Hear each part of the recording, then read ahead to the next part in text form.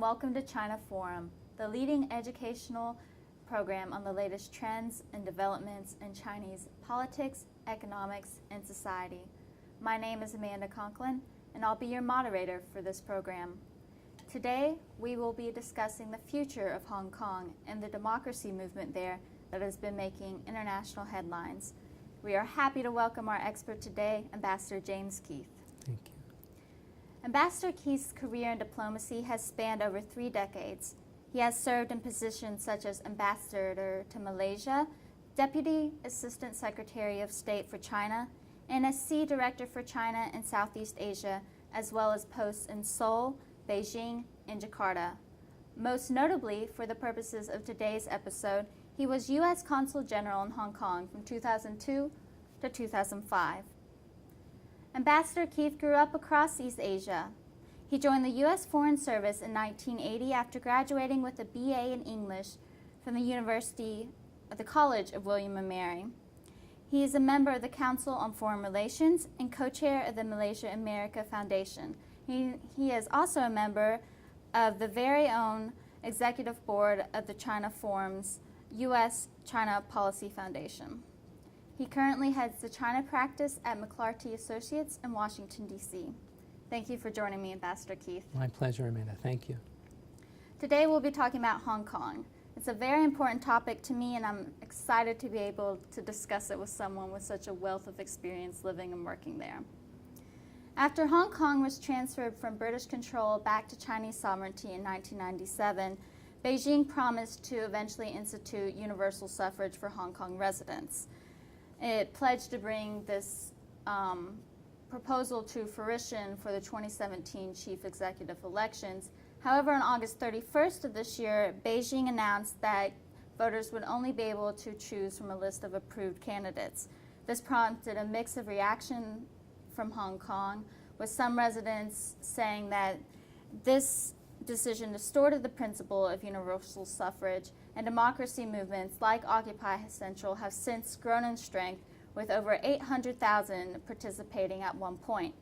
This week in Hong Kong, over 10,000 students are participating in a boycott of classes to call attention to the democracy movement. Ambassador Keith, why is Beijing afraid to let Hong Kong freely nominate candidates? How will its proposed system ensure that all candidates are mainland friendly? Well, of course, I can't speak for the Chinese government or the Chinese people or the Hong Kong side for that point. On the other hand, based on experience and as an interested outside observer, it's pretty clear that the Chinese feel a need to speak not only to the Hong Kong audience but also to the mainland audience as well as the international audience with their actions post-1997. So, in answer to your question, how are they going about controlling their fate, so to speak, in Hong Kong? It seems that they're tying developments in Hong Kong to the plans that the new leadership has announced, starting with the third plenum, for economic reform and everything that means in terms of social and political stability and the steps necessary to sustain stability on the mainland. So, for Hong Kong, for good or ill, tied as Hong Kong is to the mainland directly post-1997, which in many respects is a tremendous competitive advantage in the international marketplace. When it comes to political and social issues, they also are tied directly to the mainland and have to live with that context. What's so special about the chief executive elections? How much power does the chief executive hold in Hong Kong? Obviously, he still has to answer to the Chinese President Xi Jinping ultimately. Well, it does seem to me that it's about more than the chief executive himself or herself, the position, the personality. It's about the system, of course, and it's about the arc of development on the mainland. So if you take a step back and look at what the new leadership has said about China's position in the world, it seems pretty clear that they're quite serious about economic reform. From the third plenum document on, you can see that this new leadership feels committed based on maybe life or death decisions or regime survival kinds of decisions is putting it a little too starkly or a little too dramatically. But clearly, the new leadership sees the success of China tied to these economic reforms. One can see as they're undertaking those steps, anticipating true economic reform creating dislocations on the mainland. One can see political steps tightening, political reform being put off. One can see that the senior leadership is concerned that the political context and social context be appropriately ordered, I suppose you could say from the mainland point of view, as economic reform is carried out. And I think that's affecting their approach to Hong Kong, recognizing that there are certain promises that are made post-1997. There's a very clear set of written documents that codify those promises. And so this dynamic tension between where China is now and as it's developing and where Hong Kong was before and as it's developing is evident in the debate over the chief executive. Speaking of economic reforms, how is Hong Kong valuable to Beijing in this regard? Is it still a testing ground for economic and bureaucratic reforms? Yes, it's clearly sort of two sides of a coin, I suppose you could say. And if you think about Hong Kong and its competition with others in the region, not least of those Singapore, sort of the one place that Hong Kong always talks about when it talks about international competition, and then Shanghai when it talks about domestic competition. When you think about Hong Kong's unique place, one element of that is, I think, still the ability of the mainland to use Hong Kong's unique environment to its advantage, and that serves Hong Kong's interest as well. So on the economic and social and cultural side, you see many examples of the mainland continuing to use Hong Kong to help the mainland do better in many different respects. And perhaps the easiest example to bring to mind for that is the gradual opening of economic reform on the financial side with regard to the renminbi. So the internationalization, I suppose you could say, of the renminbi. So gradually making this a convertible currency in more and more markets, starting with Hong Kong and then also going on to Singapore. It's an area where they can undertake steps that they wouldn't undertake in Guangzhou or Shanghai, but that are not quite as far afield as a completely new and different market outside of, certainly in Hong Kong's case, outside of their national boundaries, and in Singapore's case, outside of their comfort zone, you might say. So I think one can see still, whether it's on macro policy like that or human resource development, as they send cadre down and have them spend time at the Bank of China and elsewhere in Hong Kong in a more transparent and accountable system where officials can start to get a feel for the next level or step of development on the mainland. Now, as officials learn more about the Hong Kong system and they take what they learn there back to Shanghai, the Shanghai Stock Exchange is growing very rapidly. How does Hong Kong maintain its unique position? How does it keep from, becoming another Shanghai at best or an extension of Shenzhen at worst? Well, it's a key question. I mean, how does Hong Kong survive? Hong Kong's no different from any other place. Everybody's doing this. If you look throughout Asia, every major economy, every major capital is thinking about how to continue to add value, how to maintain comparative advantage. Those places like Hong Kong and Singapore that developed first and became kind of the leading edge of economic development in the later part of the 20th century, they hear first the Malaysias and others, and then the Indonesias and the Vietnams. They hear people at their heels, and they're all thinking about how they can maintain comparative advantage and somehow move up the value chain and not fall into the so-called middle income trap. For Hong Kong, the advantage is, as you allude, they do have the inside track. They are Chinese citizens. They are inside the tent, so to speak. The disadvantage there is that they don't have a separate foreign policy, and there is some uncertainty or question over Deng Xiaoping's promise that for 50 years the capitalist system and the way of life that existed at the time of the handover would continue. That uncertainty is the price that Hong Kong pays for the insider, essentially, the insider position it has. So how does it avoid becoming just another Chinese city? Well, it has to sustain its unique character, and I think as an international hub and as a regional hub, it has a lot to put into that argument as to why it's different. How does it become just another Singapore or just another outside city that is on the outside looking in? That's a given. It's going to be, as the renminbi example I think illustrates, it's going to be a Chinese city for the foreseeable future. I mean, this is, 1997 happened, it's a Chinese city. It's not just another Chinese city, and that's what it has to play on.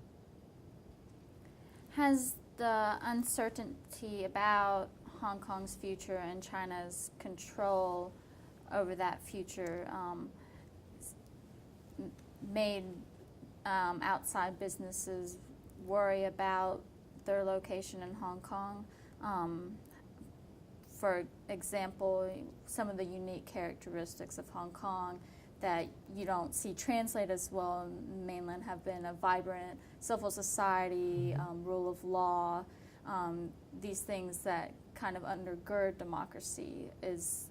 Are these protests making the economic future of Hong Kong more uncertain? I think that's very well said. I think it's not so much the current protests or boycott. I mean, I think those things kind of rise and fall in economies all over the world, and companies are used to that sort of thing. The challenge, I think, for Hong Kong is to show that essentially that the promises made under the Basic Law and by the central government during the run-up to and after the handover will hold. That is, indeed, it will be a separate system, that it will have the rule of law, and that one can count on that in ways that aren't quite true yet, of course, on the mainland. And I think the mainland's quite explicit about the gradual development in some of these areas, or in some respects, the lack of ambition to move in that direction. I mean, if you take a step back and think about China, going back to the Civil War and then 1949, it's moved from a totalitarian to an authoritarian state, and has said now with the new leadership quite explicitly that it doesn't intend to then continue toward liberal democracy. That's not what the future holds for the mainland.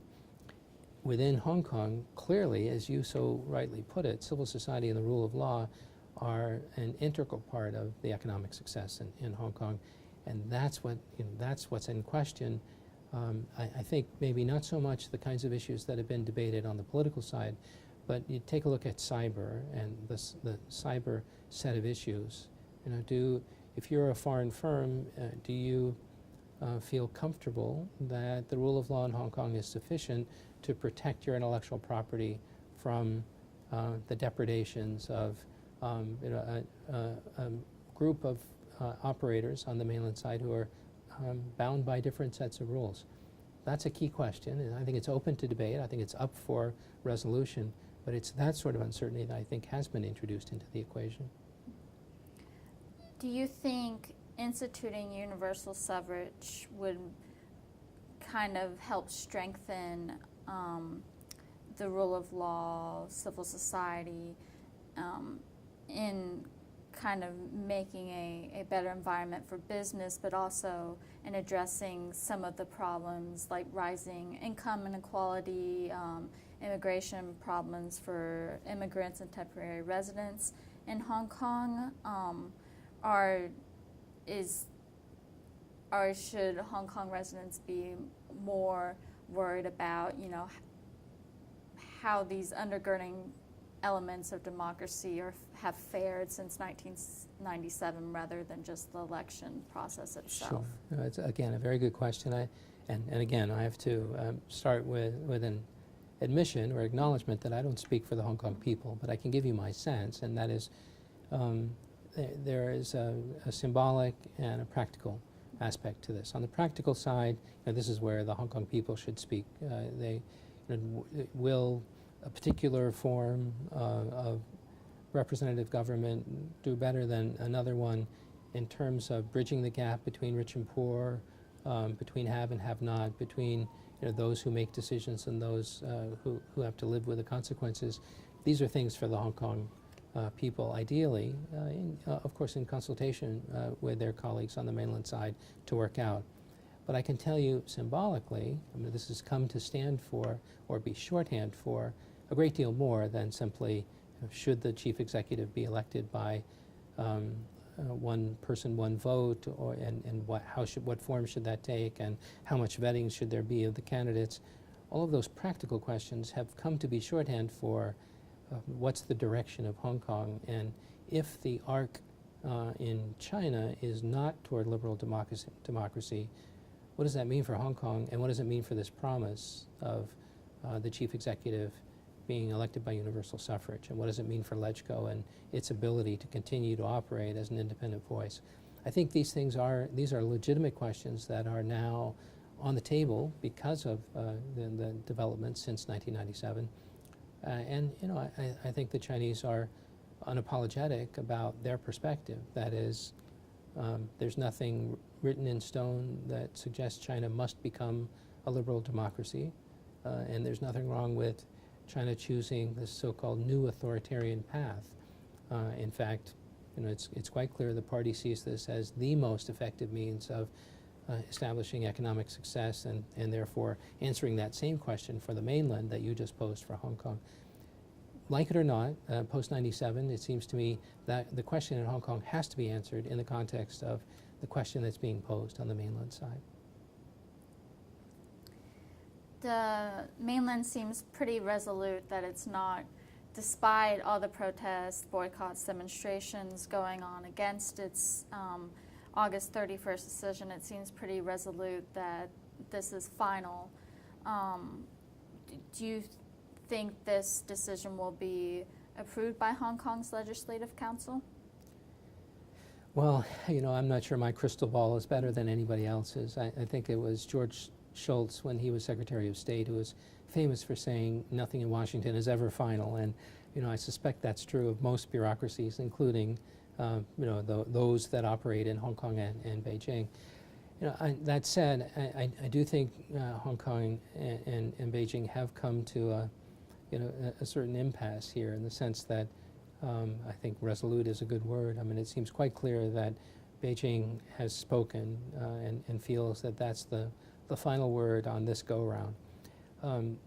But it's important to remember that to put this in context, that this is part of a development that has changed over time. I think it was quite clear, for example, in the beginning that Beijing intended for one country, two systems to stand as a model for what one could have argued, because it was clear that the mainland was going to recover Hong Kong in a sense, in the broadest sense, the mainland was going to succeed in bringing Hong Kong back to the motherland. That one country, two systems should stand as a model for Taiwan.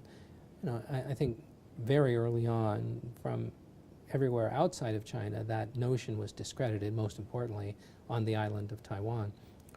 And over time, that has evolved and that's become much less a salient factor in Beijing's thinking about the implementation of one country, two systems in Hong Kong. So these things evolve with time, and so I think Shultz was right in that sense. And I think he was a little more critical when he used the statement, but only in the sense that this is a dynamic situation, and over time, as the leadership in its 10-year term starts to feel perhaps a little bit more comfortable about the implementation of economic reforms and the potential economic dislocation and political consequences on the mainland, that will inform their thinking about and dialogue with the Hong Kong authorities. Speaking of Washington, one of the reasons people have speculated that Beijing came out with this decision about the chief executive election process is that it was afraid of a candidate being voted in that was pro-US or pro-UK and therefore anti-China. Have US policymakers actually come out and said anything about a potential setback for democracy in Hong Kong, or are they afraid to interfere? I don't think there's any fear of interfering. I think there is a concern that, and again, I'm not speaking for the U.S. government, but from my own experience, and this was my attitude, and I'm sure that it, at least in part, describes current thinking, and that is there's a very strong desire that the principled support for Hong Kong as a unique entity that is to be treated in a certain way under the agreements of 1997, that principled support should be articulated in a way that serves the interest not only, of course, of the country speaking, in our case, the United States, but also of the Hong Kong people. And there's a desire not to damage or injure or constrict the future of the Hong Kong people solely on the basis of a principled stand that's articulated by the United States. So I think that's an important thing to keep in mind, and it's not, I think, a lack of, it's not a sign of not having the courage of their convictions. It's a very practical perspective that starts with a fondness for the Hong Kong people.